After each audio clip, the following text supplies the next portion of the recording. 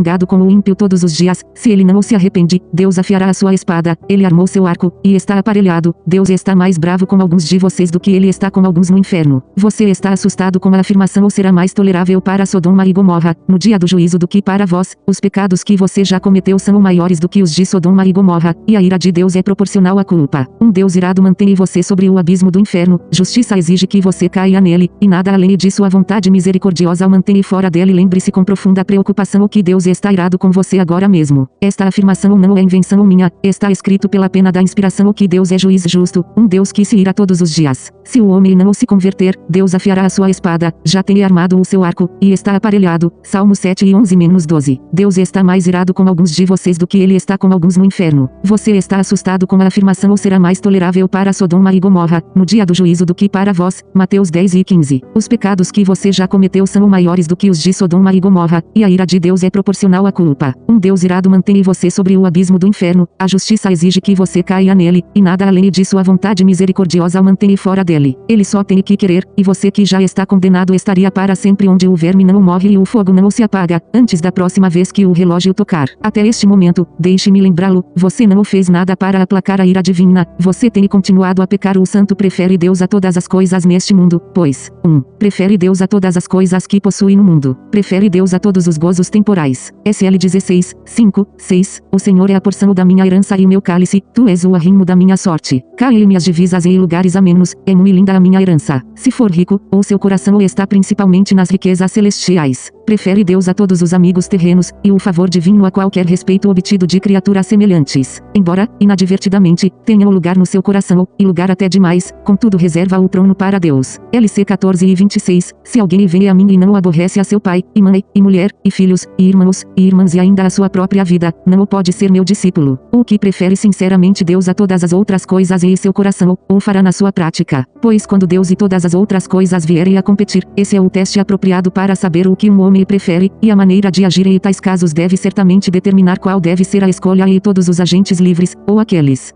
que agem em escolha. Portanto, não há sinal de sinceridade mais insistido na Bíblia que este, que neguemos a nós mesmos, vendamos tudo, esqueçamos o mundo, tomemos a cruz, e sigamos Cristo aonde quer que ele vá. Portanto, corram dessa maneira, não na incerteza, assim lutem, não como quem desfere socos ao ar, mas esmurrem seus corpos e os reduzam à escravidão. E ajam não como se houvessem atingido a perfeição, mas fazendo uma coisa, esquecendo-me das coisas que para trás ficam e avançando para as que diante de mim estão, prossigo para o alvo, para o prêmio da soberana vocação de Deus em Cristo Jesus. E 2.5. Por isso mesmo, vós, reunindo toda a vossa diligência, associai com a vossa fé a virtude, com a virtude, o conhecimento, com o conhecimento, o domínio próprio, com o domínio próprio, a perseverança, com a perseverança, a piedade, com a piedade, a fraternidade, com a fraternidade, o amor. Porque estas coisas, existindo em vós e em vós aumentando, fazem com que não sejais nem inativos, nem infrutuosos no pleno conhecimento de nosso Senhor Jesus Cristo. Para Jonathan Edwards, a realidade da morte levava automaticamente à necessidade de vida eterna. Ele escreveu ao filho de 10 anos, Jonathan Jr., a respeito da morte de um coleguinha do menino: este é um chamado altissonante para que você se prepare para a morte. Nunca dê a si mesmo até que haja uma boa evidência de que você é convertido e nascido de novo. Se um homem trabalhasse sempre tão arduamente buscando isto, ainda em cima do fundamento da lei, seria impossível para ele obtê-la. O homem merece nada além da morte, e a vida deve ser o dom gratuito de Deus. John Newton não odeie em seu hino que Deus tem a intenção de fazer tudo no nosso lugar, que ele triunfará por nós. Notem as suas palavras, tão certo como, ele é poderoso, e por você já triunfou. Foi o que o nosso Senhor fez em sua morte. Não podemos fazer nada quanto à nossa justificação, não tomamos parte nos atos de justificação e regeneração. Estamos mortos em ofensas e pecados, estamos totalmente sem forças. Essa obra é inteiramente realizada pelo Senhor, é realizada para nós, e nós simplesmente a recebemos. Mas quando você chega a esta outra quitão, a santificação e as lutas da vida cristã, a linguagem muda, porque agora já recebemos nova vida, força e poder. Por isso Newton continua, tão certo como, ele é poderoso, e por você já triunfou, assim você, que ama o seu nome, em ele também triunfará. Você triunfará, diz ele, porque o é você está em ele. Você triunfa porque o é tem esta vida que dele procede, e porque o é está unido a ele. Sabe você que é um ser mortal, a fé, porém, sempre o vê perto.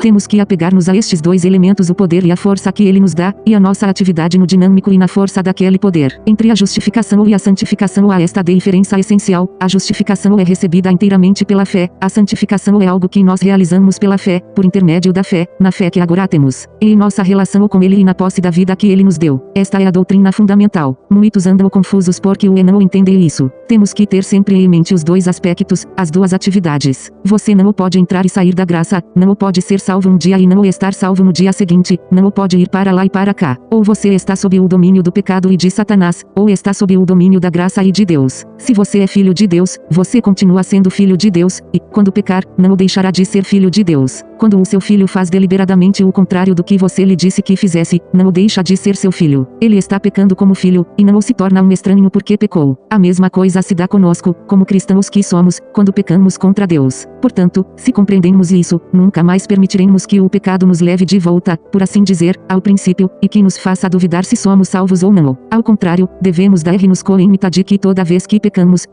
deliberadamente como filhos de Deus. Não mais estamos meramente infringindo ou ofendendo a lei, agora estamos ferindo o amor. Isso é muito mais grave, mas não é uma ofensa legal. E em segundo lugar, se entendermos este versículo e o argumento nele implícito, esse entendimento nos propicia uma visão correta de nós mesmos e da nossa posição, tanto em relação ao pecado como em nossa relação com Deus. Independentemente do que você possa sentir sobre se é cristão, deve dizer a si próprio: acabei com a esfera do pecado, estou exclusivamente na esfera de Deus. Você deve dizer isso a si mesmo, deve ter isso bem presente, deve lembrar-se disso. Essa é a sua posição em Cristo. A vocês todos digo, sejam quais forem os seus sentimentos, digam isso a si mesmos, creiam nisso, agarrem-se a essa verdade, ajam com base nela. E em terceiro lugar, e por conseguinte, compreender isso tira de nós aquele velho sentimento de desamparo que todos nós conhecemos e temos por causa do terrível poder do pecado.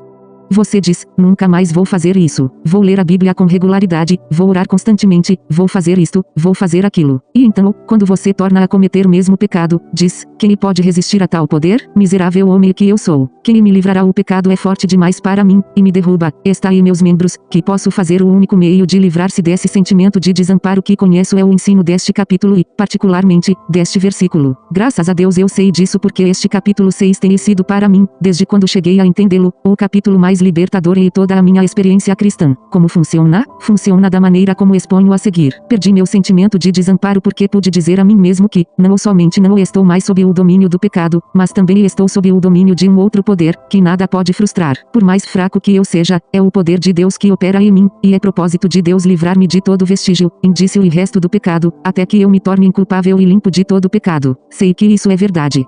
Atuando em mim, um poder que é contra o pecado e seu poder. Fui tirado da esfera do pecado e estou sendo depurado e purificado. Deus está agindo em mim. Por grande que seja o poder do diabo, sei que este poder é maior é o que está em vós do que o que está no mundo. 1 João 4:4. Quando eu digo isso e creio no que estou dizendo, posso rir do diabo, posso desafiá-lo, posso resistir a ele e vê-lo fugir de mim. Posso resistir-lhe firme na fé. 1 Pedro 5:9. Eu costumava ser aterrorizado por ele, mas agora, nunca mais.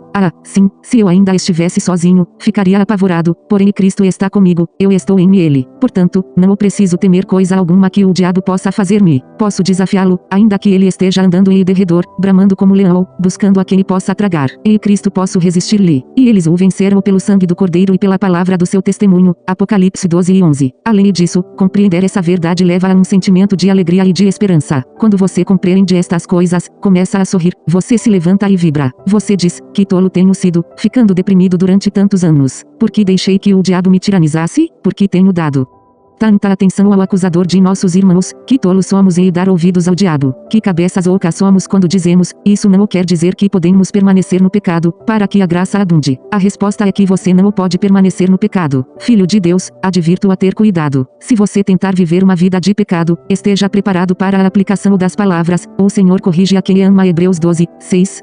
Ele não permitirá que você permaneça no pecado, ele o empurrará para o alto, poderá açoitá-lo com doença, poderá privá-lo de um ente querido, poderá fazer falir o seu negócio, poderá arruinar algumas das suas brilhantes esperanças e perspectivas. Ele poderá rebaixá-lo ao nível do pó da terra, ele não deixará que você se vá, você lhe pertence, e ele está aperfeiçoando você, vai torná-lo perfeito, e nada vai deter-nos. 10. Você está de fato morto para o pecado, e está vivo para Deus. Se você tão somente se der conta disso, se você mantiver e segurar firme essa verdade diante de você e nunca esquecê-la, isso fará de você uma pessoa tal que não cairá mais como tem caído, verá todas as coisas sob uma nova luz, e dirá com o apóstolo João, com os olhos postos no futuro: qualquer que nele tenha esta esperança,